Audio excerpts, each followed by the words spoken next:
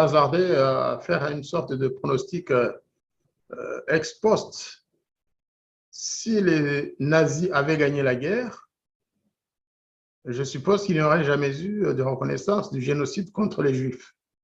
Mais bien sûr, mais bien sûr.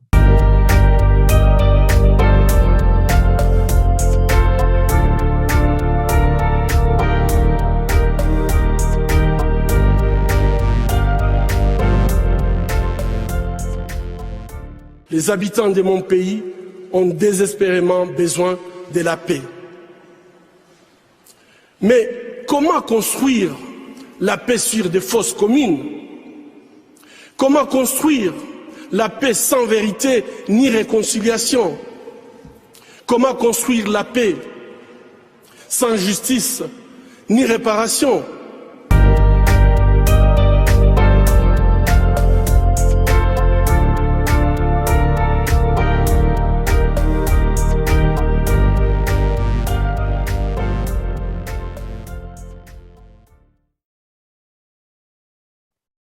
Bonjour à tous.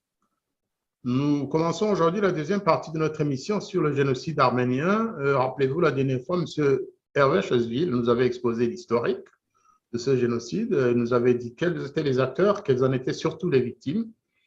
Et nous voulons aujourd'hui avancer sur ce thème, qui est un thème qui concerne bien évidemment des millions de personnes et l'humanité entière, parce qu'un génocide, ce n'est pas banal. Un génocide, c'est un crime contre l'humanité. C'est le plus grave des crimes contre l'humanité. Hervé Chesville, bonjour. Bonjour, cher ami. Eh bien, nous avons parlé la dernière fois, comme je viens de le rappeler, de l'historique. Nous avons planté le décor.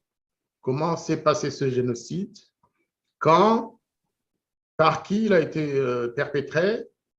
Et surtout, nous abordions bien plus souvent, évidemment, l'aspect victime. Qui étaient les victimes et qui étaient, pour finir, les descendants de ces victimes et où étaient-elles lorsque la reconnaissance ou la revendication sur le génocide des Arméniens a commencé.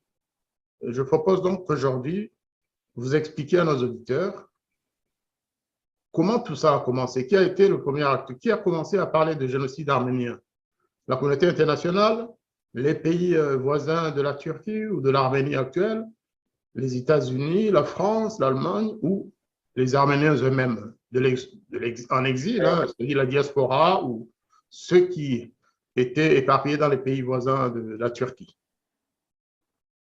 Alors, je crois avoir expliqué la dernière fois que l'Arménien a une particularité, c'est qu'il a été commis dans le contexte de la Première Guerre mondiale et que le principal protagoniste de ce génocide, c'est-à-dire le perpétrateur, se trouvait dans le camp adverse de celui de la Grande-Bretagne, de la France, de la Russie et plus tard des États-Unis.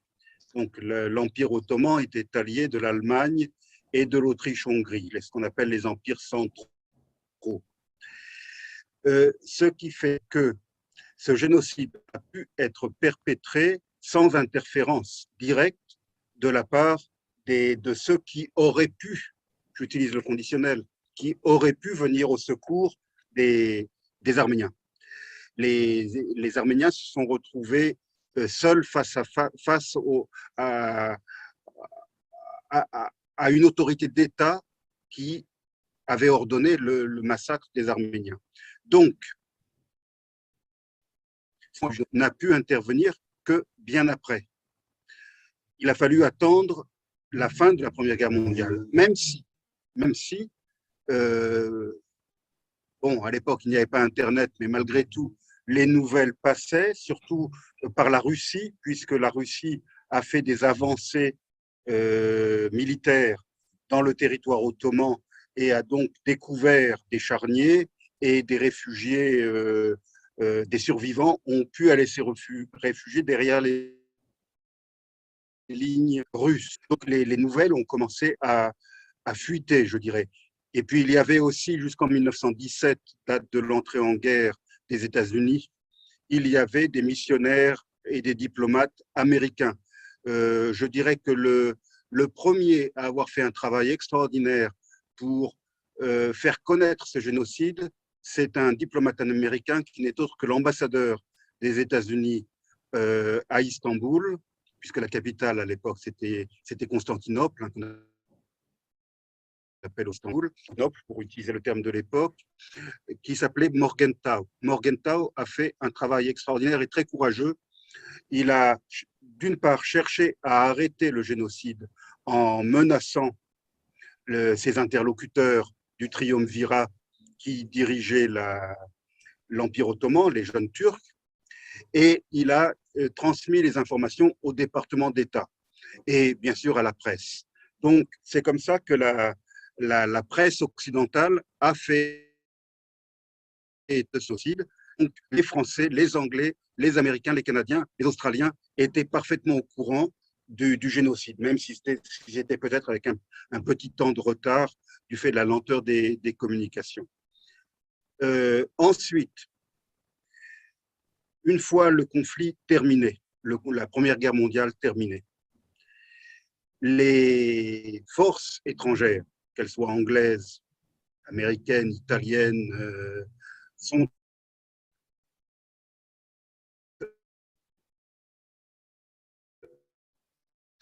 ils sont arrivés dans d'anciennes possessions de l'Empire ottoman, c'est-à-dire la Syrie, ce qui allait devenir le Liban.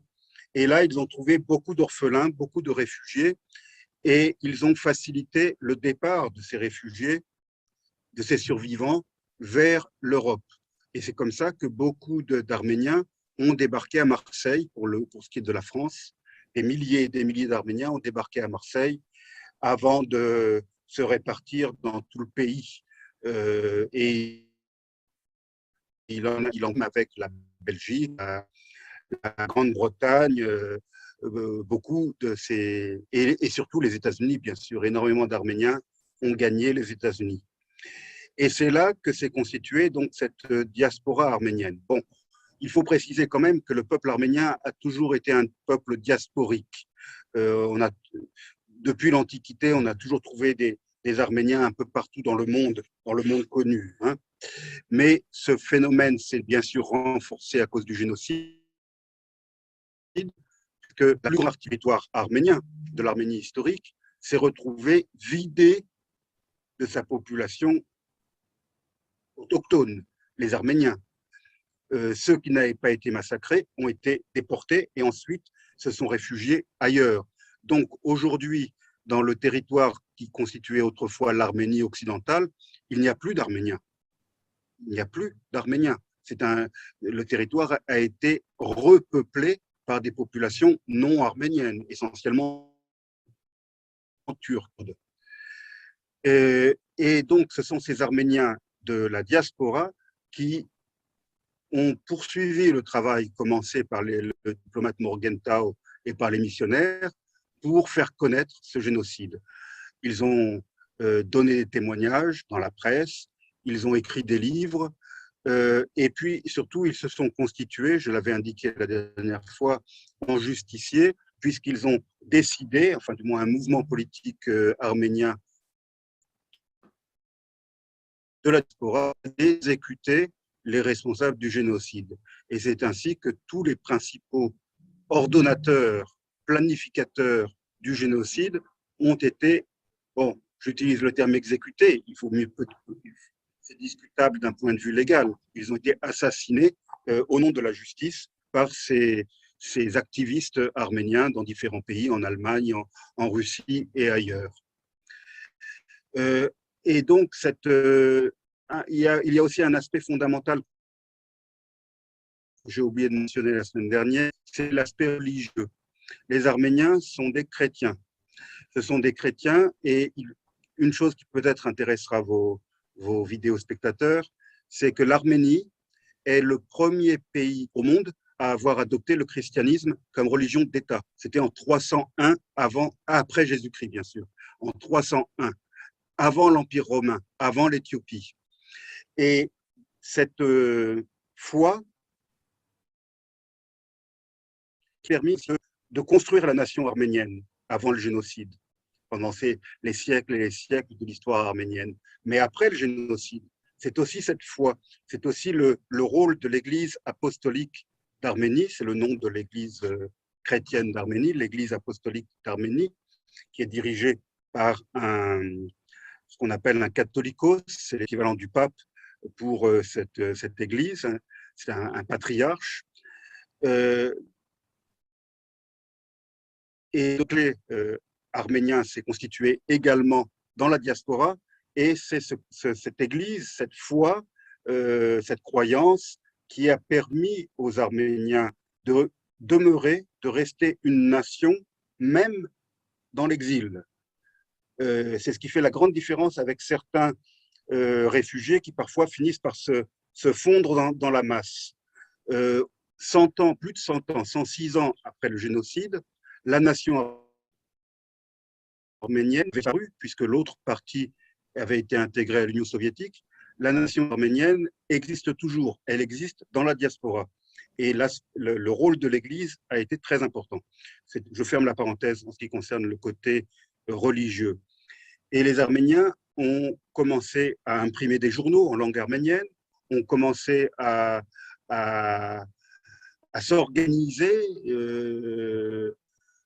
Ici, en France, il y a un grand nombre d'organisations arméniennes qui sont coordonnées au niveau national par le CCF, l'équivalent pour nos vidéospectateurs qui vivent en France, c'est l'équivalent du CRIF pour les Juifs. Les Juifs ont une coordination au niveau national de toutes leurs associations et institutions. Les Arméniens ont la même chose, ça s'appelle le CCAF, qui coordonne les activités des différentes associations culturelles, religieuses, commerciales ou autres des Arméniens. Enfin, les Arméniens sont un peuple dynamique ça a été un exemple d'intégration réussie dans leur pays d'accueil, quel qu'il soit, mais je vais parler plutôt de la France cette fois-ci, puisque je connais mieux leur situation en France. Ils ont réussi économiquement, et donc très vite, un certain nombre d'hommes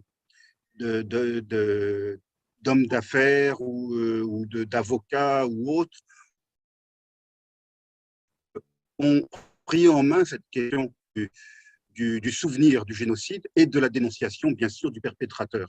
Et ça a commencé, et c'est là que nous atteignons le point important, ça a commencé avant la Seconde Guerre mondiale, donc avant la création de l'ONU, donc avant l'adoption d'une résolution sur le génocide, puisque ça date, je l'avais indiqué la semaine dernière, de 1948. Donc, 20 ans avant la finition adoptée internationalement, les Arméniens se sont battus pour la reconnaissance des crimes de masse dont ils ont été victimes, qui ne s'appelaient pas encore génocide. Ce n'est que depuis 1948 que les Arméniens ont revendiqué l'appellation de génocide pour le crime dont ils avaient été l'objet. Donc, et j'en arrive à ma petite conclusion pour ce long exposé, c'est que les Arméniens ont une reconnaissance pour faire connaître le crime dont ils ont été victimes, et ils ont porté eux-mêmes cette mémoire et ils se sont battus pour faire reconnaître cette mémoire grâce à leur activisme, grâce à leur réseau associatif, grâce à leur peut-être puissance économique également. Cette reconnaissance du génocide, puisqu'on en est à presque une trentaine de pays qui l'ont reconnu, mais ça s'est fait du fait de l'activisme de la diaspora arménienne. Ça ne pouvait pas être le fait de la République d'Arménie qui était à l'époque soviétique, puisque c'était, à l'époque, avant la Seconde Guerre mondiale, il ne fallait pas en parler, l'Union soviétique, c'était un monde à part, et après la Seconde Guerre mondiale, il y avait la guerre froide, et la République socialiste soviétique d'Arménie était du mauvais côté du rideau de fer.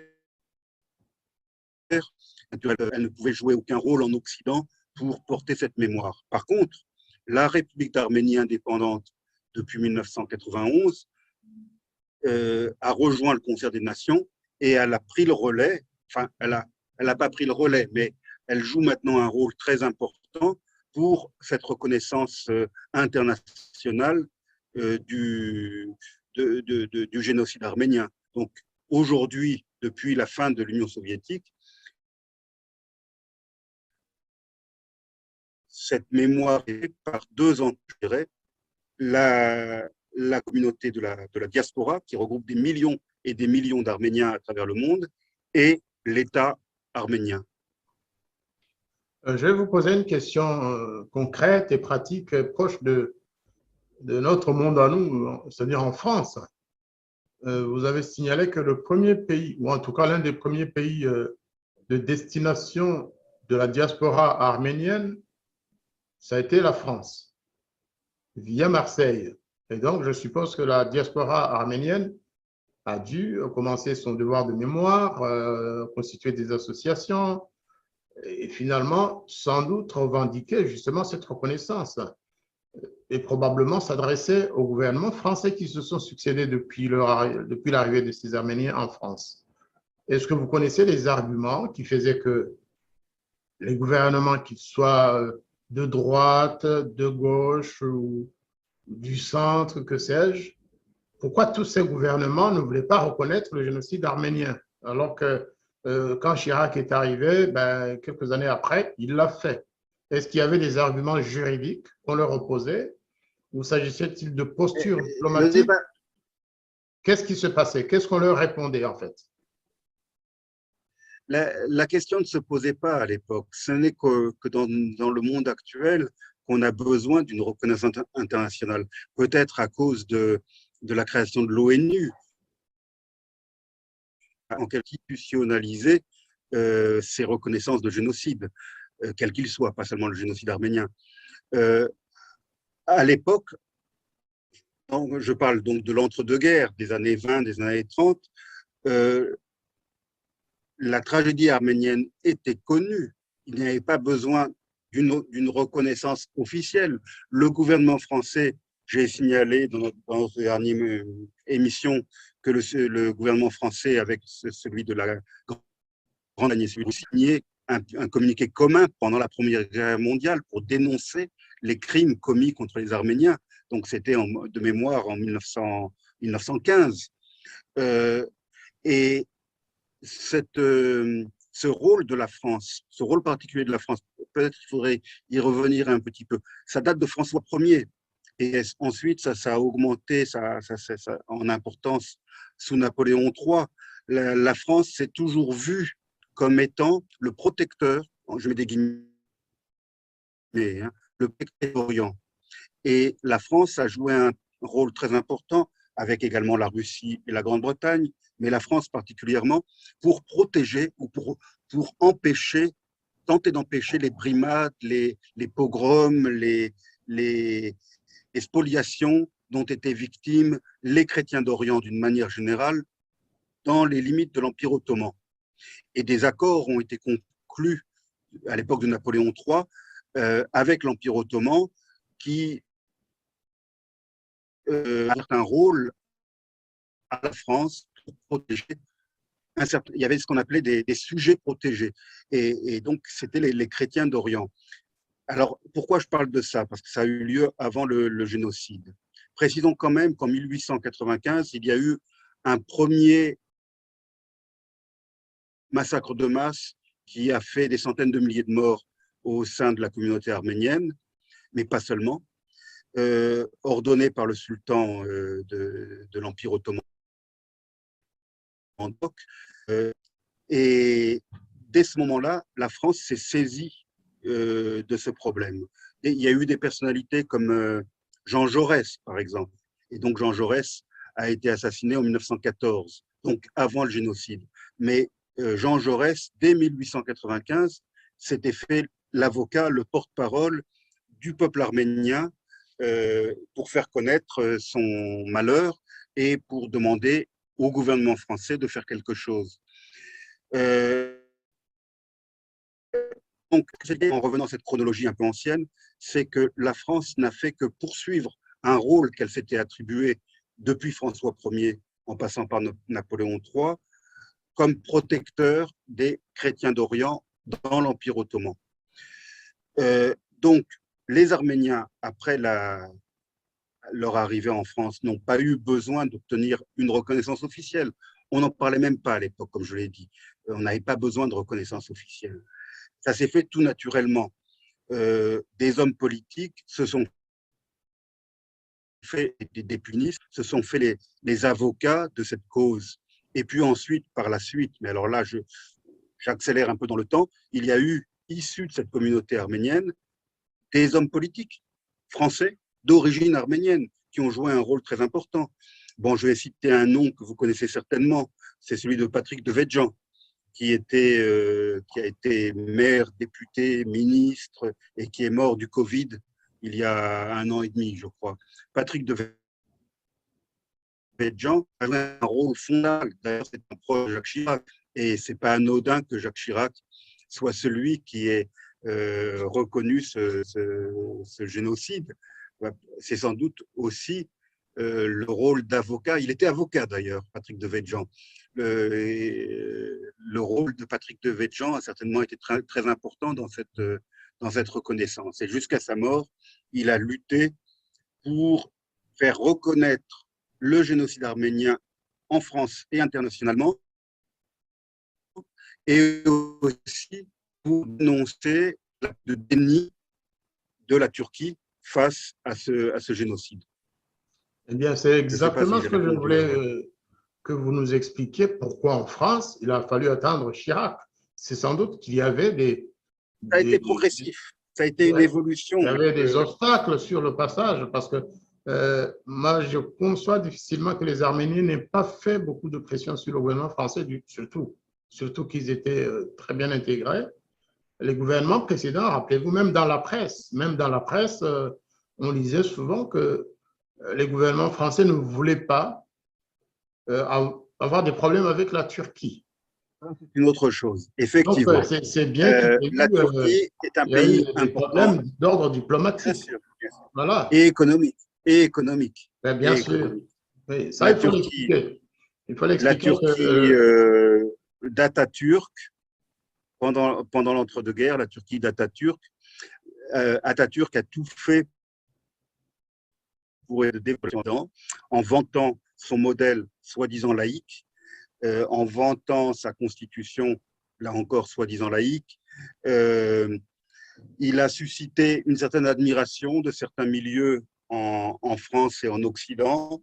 On voyait en Atatürk le réformateur du monde musulman, et donc une tête de pont de l'Occident au Moyen-Orient, et puis les grandes compagnies françaises, beaucoup d'Atatürk, et par la suite, après la Seconde Guerre mondiale, avec les gouvernements qui se sont succédés. Donc, bien sûr, il était difficile d'accorder une reconnaissance officielle au génocide. Ça aurait été se fâcher avec la Turquie. D'ailleurs, chaque fois qu'une motion en ce sens est votée à l'Assemblée nationale ou au Sénat, on assiste à des manifestations à Istanbul et à des hurlements du côté des autorités turques. Donc, le dernier événement en date, ça a été la reconnaissance par Joe Biden, le nouveau président des États-Unis, qui est le premier président à avoir reconnu le génocide arménien à l'occasion de l'anniversaire le 24 avril dernier. Ça a suscité la fureur en Turquie. Donc, chaque fois que les gouvernements occidentaux ou autres prennent une position de reconnaissance, ça cause des problèmes, ça cause des complications diplomatiques avec la Turquie. Et la Turquie n'est pas une puissance négligeable, c'est une puissance importante, diplomatiquement, économiquement, stratégiquement. C'est un membre de l'OTAN, il faut le souligner. La Turquie est membre de l'OTAN.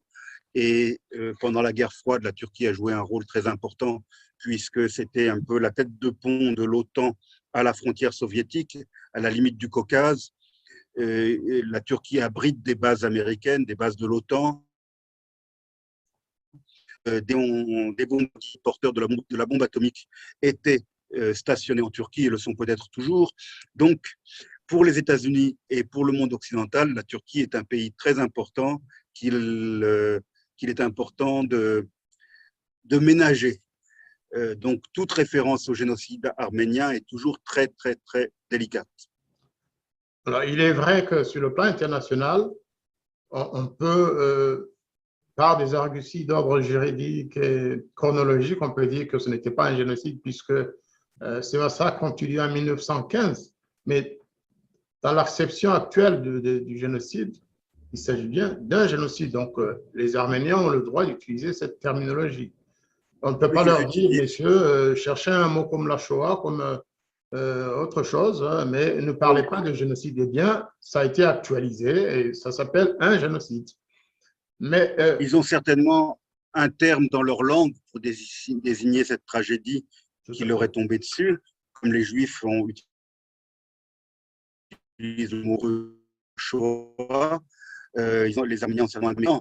Mais effectivement, on utilise le terme génocide. Mais moi, ce qui me gêne et ce qui gêne peut-être aussi certains Arméniens, c'est qu'on l'appelle génocide arménien. Parce que ça, c'est un petit peu, comment dirais-je, ça peut être à double sens. Pour ceux qui ne connaissent rien du génocide arménien, ils peuvent comprendre que c'est un génocide commis par les Arméniens.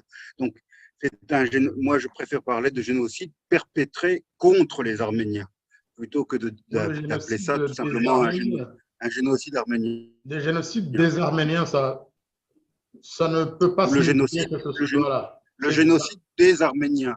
Voilà, c'est encore plus explicite, effectivement. Oui. Voilà, tout à fait.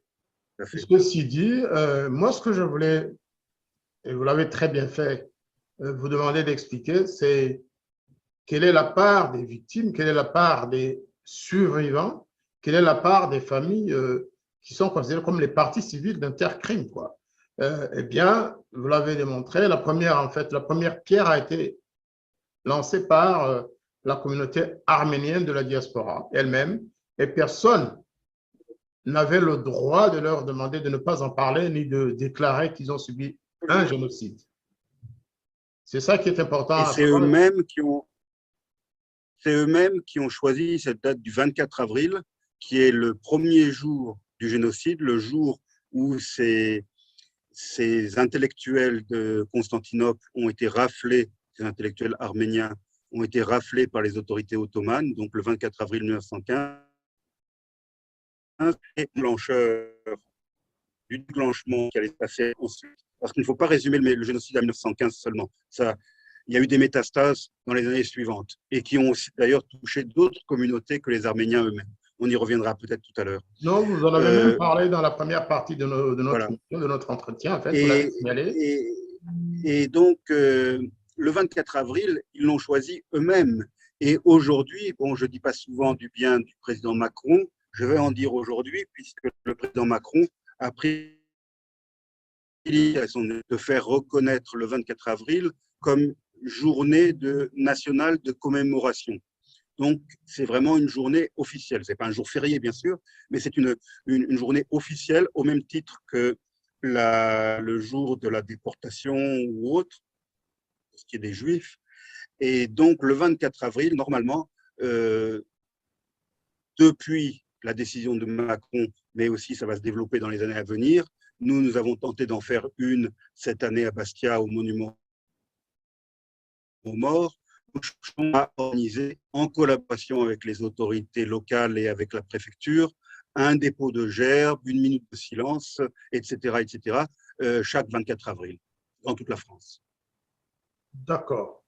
Eh bien, on avance très bien dans la compréhension des choses, hein, parce que, effectivement, si une personnalité fut-elle, je ne sais pas qui, un chef d'État étranger, un grand héros de la lutte de libération comme Nelson Mandela, s'improviser pour dire que tel peuple n'a pas le droit de parler d'un génocide qui le concerne, pour moi, ce serait non recevable. Personne n'a le droit de parler au nom d'un peuple qui dit qu'il a souffert de massacres, que ce soit des crimes contre l'humanité, des crimes de guerre ou un génocide.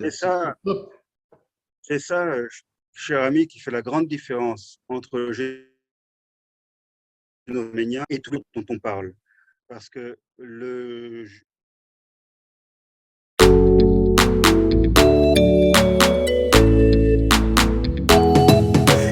Iyumvire uzaramba, iyumvire karasira, osekuru nyagasani. Et nous changeons de cadre et nous allons poursuivre notre entretien de ce jour. Hervé Chasville, vous pouvez continuer. Très bien. Oui, je me suis rapproché de la Livebox, donc normalement, on devrait m'entendre mieux. J'étais en train d'expliquer que la différence fondamentale, ce qui fait la spécificité du génocide arménien par rapport à tous les autres, du XXe siècle en tout cas, c'est que le génocide arménien n'a pas été reconnu par l'État qui a perpétré ce génocide. Tandis que le génocide juif, par exemple, le génocide contre les Juifs, a été bien évidemment reconnu par la Nouvelle-Allemagne après la Seconde Guerre mondiale. Et l'Allemagne a demandé pardon, a même payé des réparations, y compris à l'État d'Israël, qui s'est fait l'avocat des survivants, qui a accueilli beaucoup de survivants, mais pas seulement. L'Allemagne a beaucoup fait pour essayer non pas d'effacer, pour essayer d'honorer la mémoire des victimes de la barbarie nazie, quel qu'il soit. Le génocide cambodgien, même si là, on pourrait très bien discuter du terme génocide en ce qui concerne le Cambodge, puisqu'au Cambodge, ce sont des Cambodgiens qui ont massacré des Cambodgiens. Et vous vous rappelez la définition que j'ai donnée du terme génocide l'autre jour. Donc là, on pourrait ergoter en disant, mais comment se fait-il que les crimes de masse, la tragédie épouvantable du régime de Pol Pot soient reconnus comme un génocide, alors que Pol Pot et ses sbires étaient tous des Cambodgiens qui ont massacré des gens de leur ethnie, des Khmers.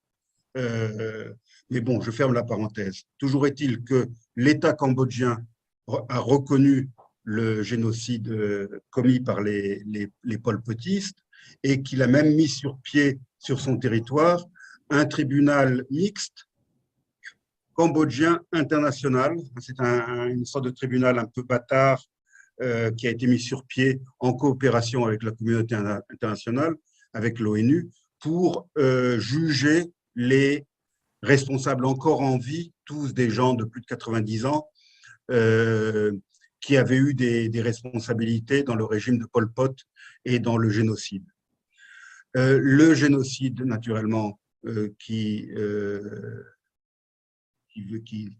nous concerne également dans vous et votre chaîne, le génocide des Tutsis a été reconnu internationalement et l'État rwandais actuel, naturellement, se fait également l'avocat de la défense de la mémoire des victimes de ce génocide. Je n'en dirai pas plus. Donc, c'est ça qui fait la grande différence avec le génocide arménien, où là, l'État ou l'ancêtre de l'État qui a perpétré le génocide ne le reconnaît pas, le nie et a même cherché à effacer toute trace de ce génocide. Tout a été fait en Arménie occidentale, c'est-à-dire dans le nord-est de la Turquie, pour effacer la mémoire arménienne complètement et pour effacer toute trace de ce génocide. Donc, c'est une problématique assez différente de celle des autres génocides que je viens de citer, du fait de la politique de déni des différents gouvernements turcs depuis Atatürk, c'est-à-dire depuis le milieu des années 20 jusqu'à aujourd'hui. Il y a eu une continuité dans la politique turque qui est une politique de déni et une politique, au contraire, même d'accusation à l'encontre des Arméniens. Je vais hasarder à faire une sorte de pronostic ex post. Si les nazis avaient gagné la guerre, je suppose qu'il n'y aurait jamais eu de reconnaissance du génocide contre les Juifs. Mais bien sûr. Les massacres de masse de Staline qui ont été commis dans les années 30 en Ukraine et ailleurs auraient pu presque être oublié de la communauté internationale si le régime soviétique n'avait pas évolué, si Staline n'était pas mort. Mais je vais vous donner un autre exemple. Ce qu'ont fait les Espagnols en Amérique latine, ce qu'on appelle l'Amérique latine aujourd'hui, c'est-à-dire dans le Nouveau Monde, au Mexique, au Pérou et dans tous ces territoires qu'ils ont conquis, ça a été une politique génocidaire à l'encontre des populations autochtones. Et donc l'Espagne a construit une partie de sa prospérité et de sa richesse sur ce génocide oublié, en dehors des Amérindiens eux-mêmes qui aujourd'hui parlent du génocide dont ont été victimes les Amérindiens au XVIe siècle au Nouveau Monde. Il y a un aspect qu'on n'a pas bien approfondi. Je me demande si vous ne l'avez pas un peu esquivé, excusez-moi, la position de la France, les différentes positions de la France. Parce que, de mémoire, je suis quand même cette question depuis une trentaine d'années aussi, hein, les associations arméniennes se mobilisaient pour demander à l'État français de les soutenir, de reconnaître le génocide arménien, mais c'était toujours non, non, non, jusqu'à Chirac. Est-ce que vous connaissez les arguments que leur opposait la France, le gouvernement français? Tout simplement éviter de faire des vagues avec la Turquie, parce que la Turquie a aussi une diplomatie très active et la Turquie n'a jamais caché qu'une éventuelle reconnaissance par la France ou par d'autres du génocide arménien porterait gravement atteinte aux relations diplomatiques, économiques, culturelles et autres. Je vais vous donner un exemple. Après la reconnaissance française, il y a eu des mesures qui ont été prises visant des intérêts français en Turquie. La dernière en date, je crois, à l'université francophone d'Istanbul, on a changé le règlement pour obliger les enseignants de cette université à avoir je ne sais quel haut diplôme en langue turque. Et ça, c'était un moyen de viser les enseignants français de cette université. Parce que naturellement, pour enseigner le français ou la littérature française dans une université, on n'a pas besoin d'avoir une connaissance approfondie de la langue du pays. Mais cette mesure a été appliquée par les autorités turques pour, comment dirais-je, pour punir la France de son activisme supposé aux côtés des Arméniens. Donc, véritablement, la notion de génocide, la reconnaissance d'un génocide dans le monde, c'est plus politique, diplomatique qu'autre chose. Hein. Je suis désolé de le dire. Bien sûr. Et puis, la Turquie, je ne cesserai jamais de le dire, la Turquie est un pays, une puissance importante. Hein. C'est pas le Monténégro ou le Costa Rica, la Turquie. C'est une puissance importante qui n'a jamais reconnu ce qui s'est passé et qui persiste dans cette politique du déni. Donc, mais malgré tout, il y a des raisons d'évoluer, d'espérer. C'est que les Turcs ont une intelligentsia, ils ont des intellectuels. Et ces dernières années, il y a eu beaucoup de chemins parcourus, pas par le gouvernement turc, mais par la société civile, disons. Et certains intellectuels, certains historiens ont osé à leur tour parler de génocide. On a assisté à des démarches spectaculaires. La semaine dernière, je vous ai cité le nom des 3 perpétrateurs et planificateurs du génocide, les 3 membres du triumvirat, qui étaient Enver Pacha, Talat Pacha et Djemal Pacha. Bien, figurez-vous que le petit-fils de Djemal Pacha a reconnu le génocide arménien et il est allé en Arménie se recueillir au mausolée du génocide arménien, en Arménie même, à Erevan. Geste extraordinaire.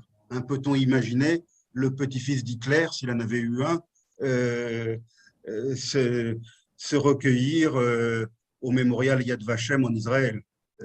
Encore que ça s'est fait également, puisque certains petits-enfants, ça saute généralement une génération, certains petits-enfants de criminels de guerre nazis ont fait le pèlerinage, si je peux appeler ça comme ça, de Yad Vashem à Jérusalem.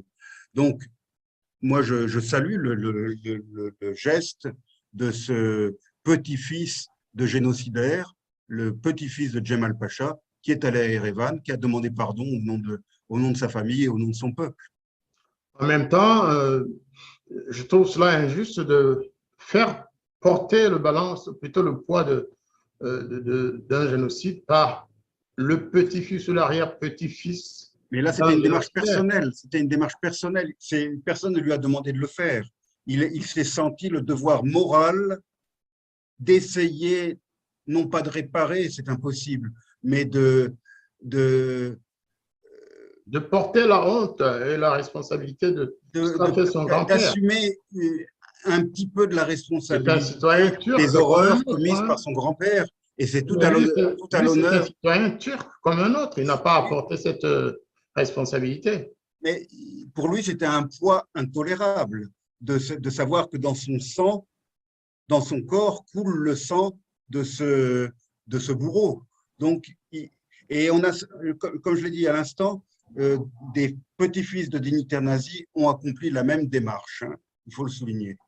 Tout à fait, mais imaginez-vous si on devait demander à tous les enfants… mais on ne leur a rien demandé, justement. D'aller à plutôt à Erevan, oui. Demander pardon. Vous savez, c'est une… je crois on ne leur a rien demandé. On ne leur a rien demandé. On leur demande ça indirectement. Spontanée. Et c'est la différence peut-être avec le Rwanda. On ne le dit pas, mais chaque jour, on leur rappelle que leur grand-père, ceci, cela. Oui, au Rwanda, effectivement. Oui. C'est ça. Mais ce n'est pas le cas, c'est pas le cas de l'Allemagne ou de la Turquie. Personne n'est allé rappeler à ces gens que leurs grands-pères étaient des criminels de guerre. Donc là, c'est vraiment une démarche spontanée qui est tout à fait louable et tout à fait respectable. Tout à fait. On ne va pas les plaindre. Hein. On ne va pas les plaindre. Pensons surtout prioritairement aux victimes, aux petits-enfants des victimes. Ce que je voulais dire, c'est que je place de l'espoir dans cette intelligentsia turque. Le peuple turc est un peuple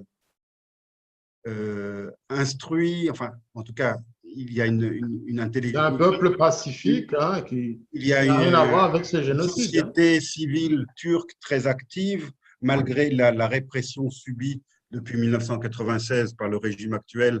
Malgré tout, il y a des gens admirables dans cette intelligentsia turque. Il y a des écrivains de talent. Je voudrais rendre hommage je profite de cette émission pour rendre hommage à Ahmet Altan, qui est un grand écrivain, grand journaliste turc, qui a écrit ses 2 derniers livres, en prison, dans sa cellule, sur le dos de paquets de cigarettes ou de petits morceaux de papier qu'il a fait passer à l'extérieur par son avocat. Je recommande à nos lecteurs, à nos auditeurs, de lire un livre admirable qui a été traduit en français par les éditions Actes Sud, qui s'intitule « Je ne reverrai plus le monde » d'Ahmet Altan, dans lequel qu'il a écrit depuis sa cellule de prison. Donc, moi, j'ai confiance dans ces intellectuels turcs. Je sais et puis aussi dans les historiens turcs. Il y a des historiens turcs qui ont travaillé sur la question et qui, aujourd'hui, utilisent le terme de génocide en parlant de ce qui s'est passé avec les Arméniens. Donc, j'ai de l'espoir. Je pense que, tôt ou tard, il y aura une prise de conscience. Il y a aussi un autre phénomène en Turquie, c'est que des petits-enfants, on va encore en revenir aux petits-enfants, découvrent à la mort de leur grand-mère qu'ils sont d'origine arménienne. Parce que j'ai signalé dans l'émission de la dernière fois que des femmes ont été capturées pendant le processus du génocide et mariées de force alors qu'elles étaient des enfants encore, dans des familles turques musulmanes. On les a islamisées. Et toute leur vie, ces femmes n'ont pas pu parler à leurs enfants de leur origine. Et elles ont fini par se confier souvent à l'article de la mort à leurs petits-enfants. Et on a assisté à un phénomène extraordinaire aujourd'hui en Turquie, parce que naturellement, ça s'est passé il y a un siècle. Donc imaginez le nombre, parce que ce sont des milliers et des milliers de petites filles ou de jeunes filles qui ont été mariées de force à des Turcs musulmans. Imaginez le nombre que représente leur descendance. Donc aujourd'hui, des Turcs de la nouvelle génération sont avides de découvrir leur origine réelle, ou du moins une partie de leurs origines, et même s'ils ont reçu une éducation turque, musulmane et tout à fait anti-arménienne, eh bien aujourd'hui, certains d'entre eux se font les avocats de la cause arménienne, et certains d'entre eux ont fait aussi le voyage d'Erevan et du mémorial du génocide à Erevan. Alors, j'ai une question qui va nous conduire justement vers peut-être la conclusion de notre débat de notre échange sur le génocide des Arméniens, en considérant la position des Nations Unies qui n'intervient pas en fait dans cette affaire, si mes informations sont bonnes. Quelle est en réalité la position officielle des Nations Unies, c'est-à-dire de l'Organisation des Nations Unies sur le génocide des Arméniens? Aucune, puisque ça a eu lieu avant 1948.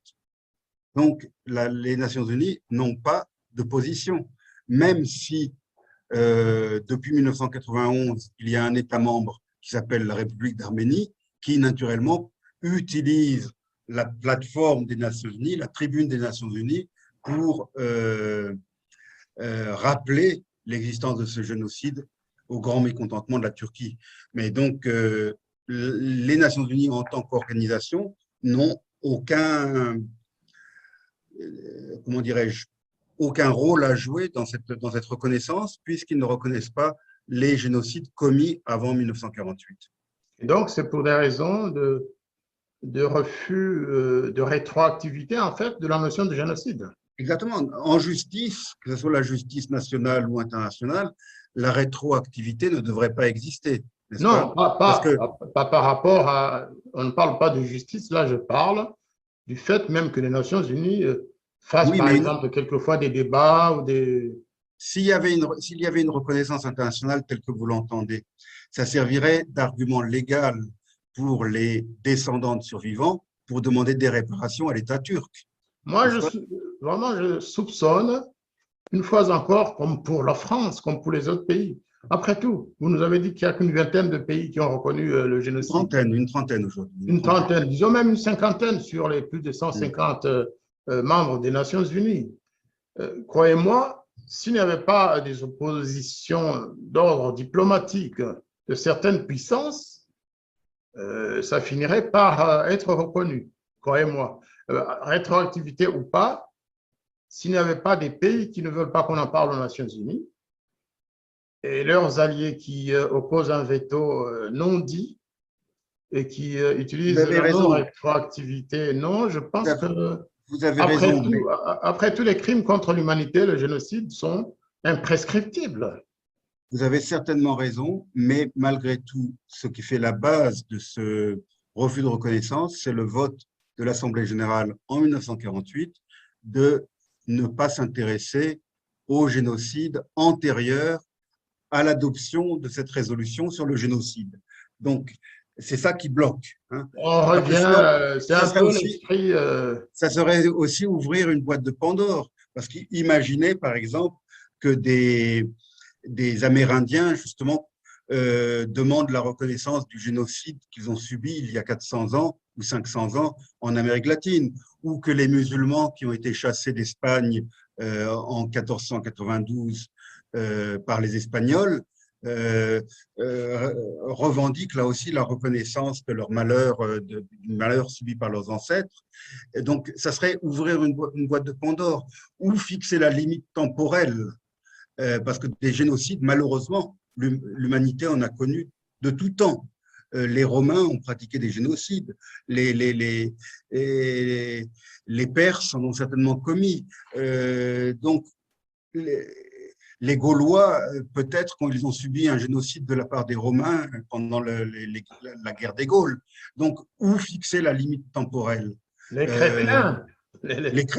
Les chrétiens, bien sûr. Les Corses ont subi des massacres de la part des Français lors de l'invasion de la Corse par la France en 1769 et dans les années qui ont suivi.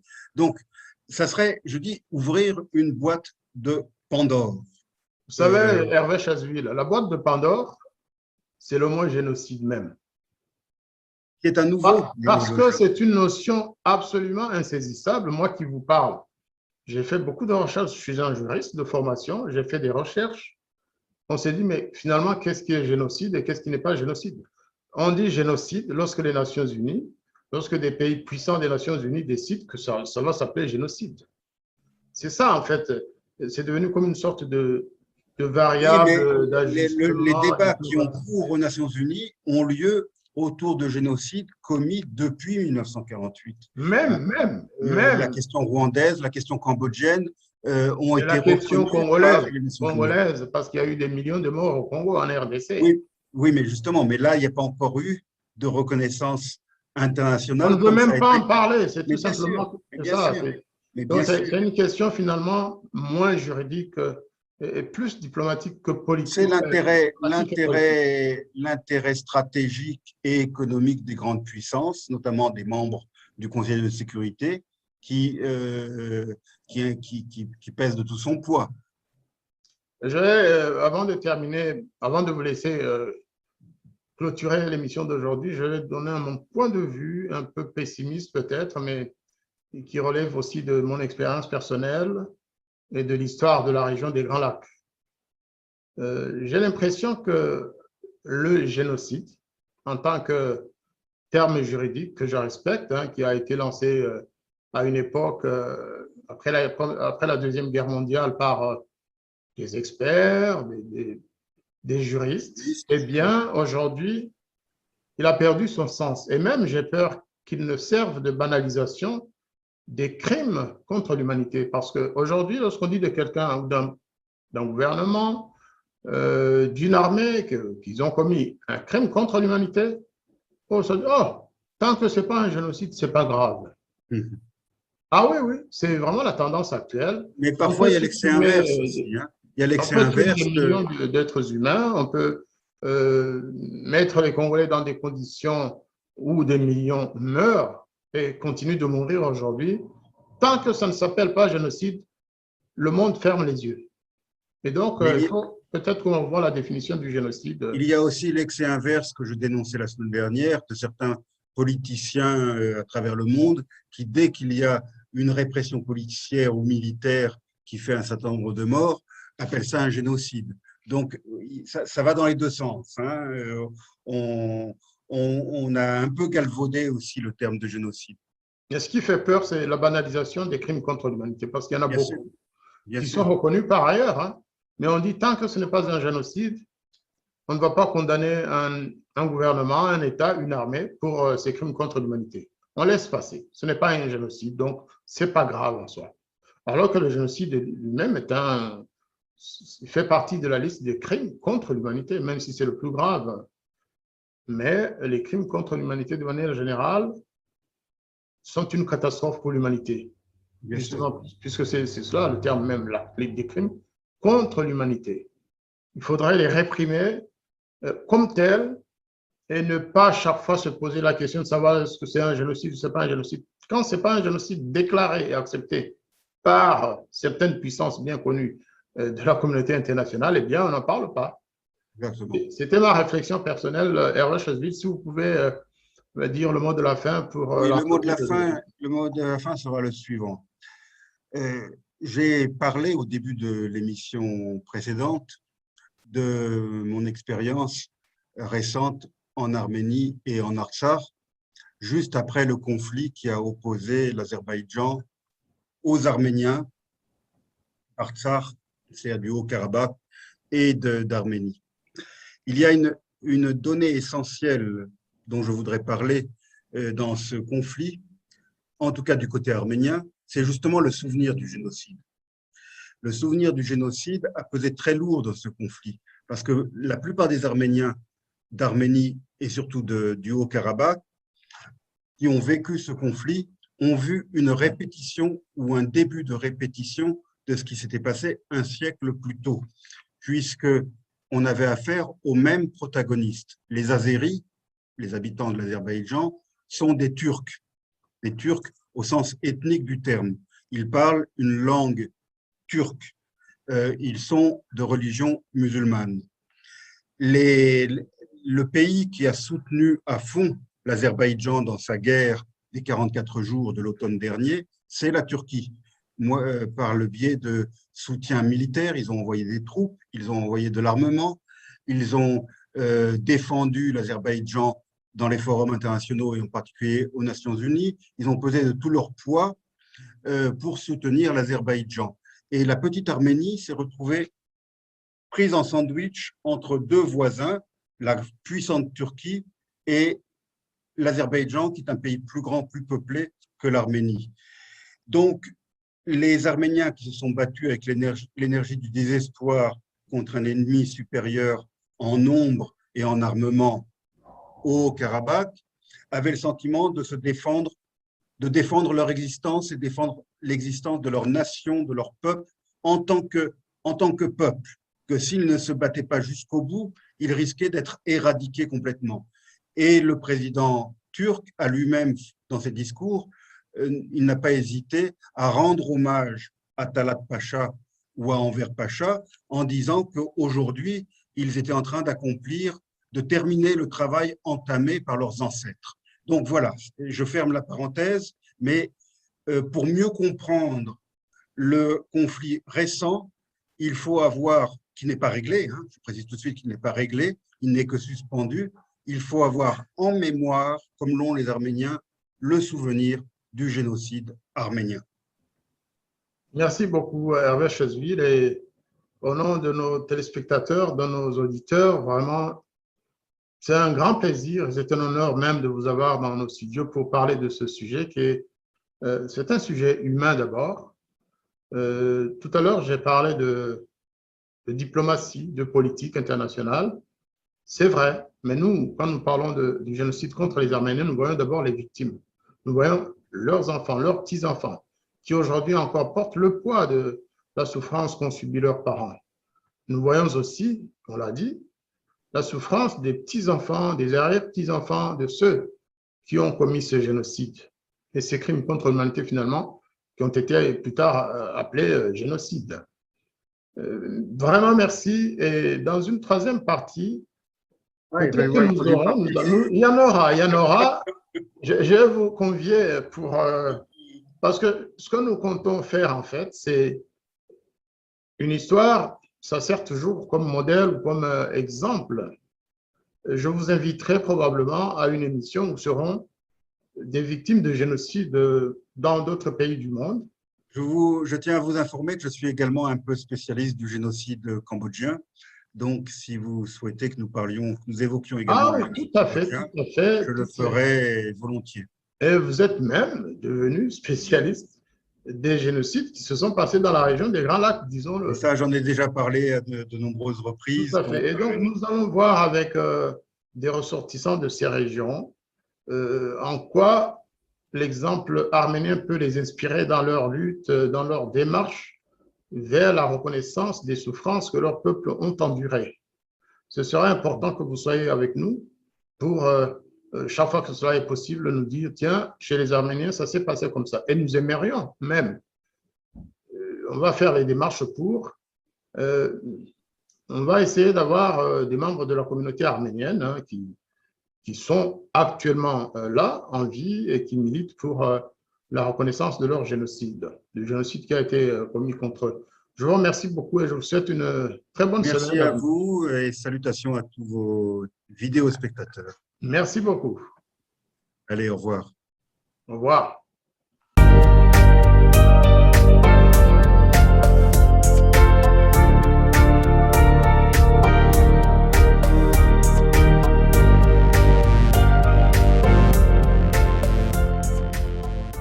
Les habitants de mon pays ont désespérément besoin de la paix. Mais comment construire la paix sur des fausses communes? Comment construire la paix sans vérité ni réconciliation? Comment construire la paix sans justice ni réparation?